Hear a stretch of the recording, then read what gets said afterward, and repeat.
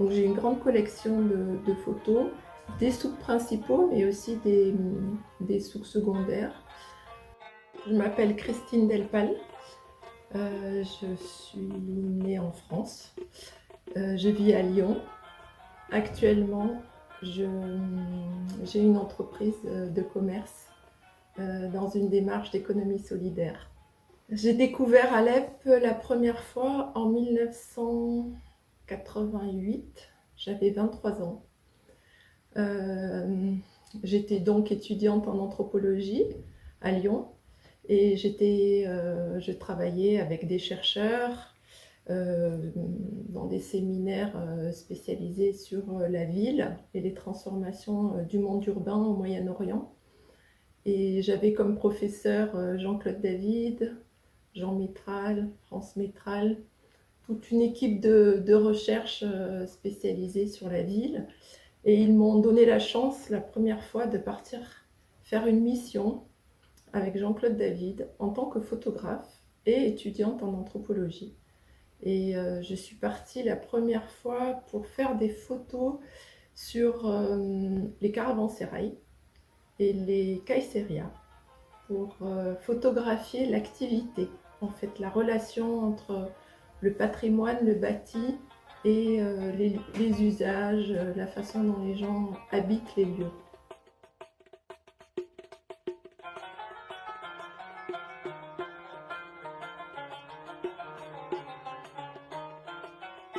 Je crois avoir une collection qui est assez diversifiée, mais sur différentes régions de Syrie, mais surtout sur Alep.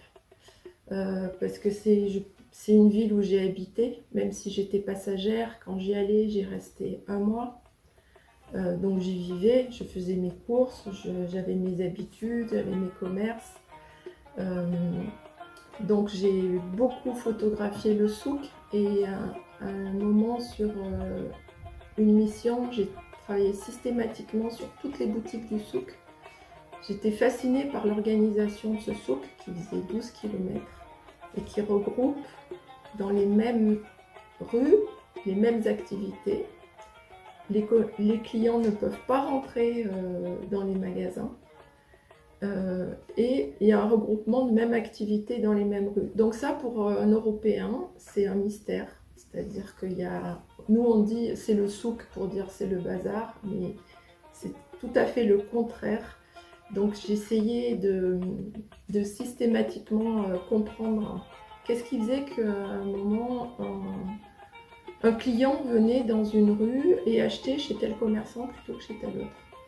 Ce que j'ai compris, c'est que l'interaction, elle ne se faisait pas entre le client et l'objet, qu'il y avait toujours le commerçant, toujours une relation humaine qui est première pour arriver à comprendre qui est le client, jusqu'où il peut aller, d'où il vient, quels sont ses besoins, qu'est-ce que je peux lui proposer, qu'est-ce que je peux apprendre de lui en tant que commerçant.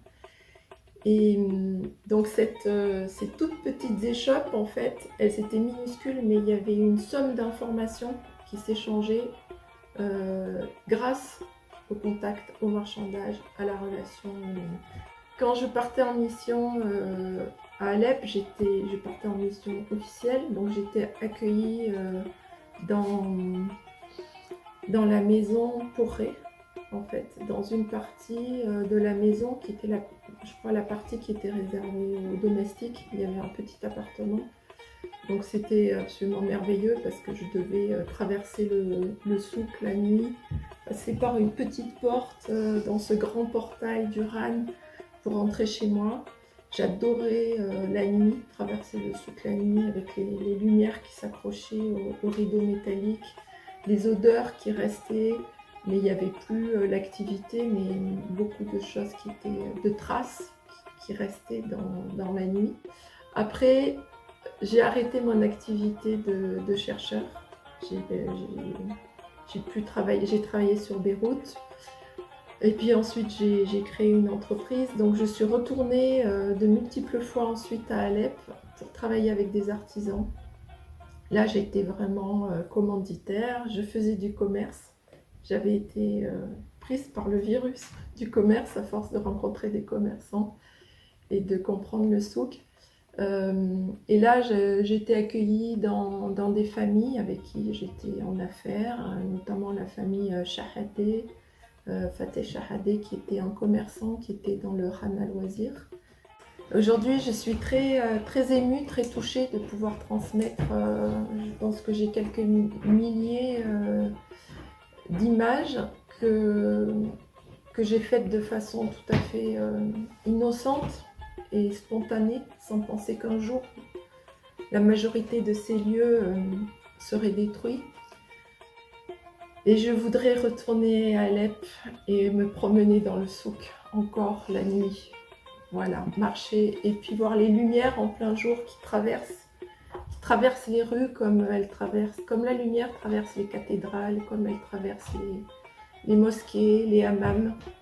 Cette circulation de la lumière du soleil jusqu'au sol en passant par la pierre, par les rideaux des commerces, enfin tous ces beaux matériaux, les reliefs qui arrêtent la lumière.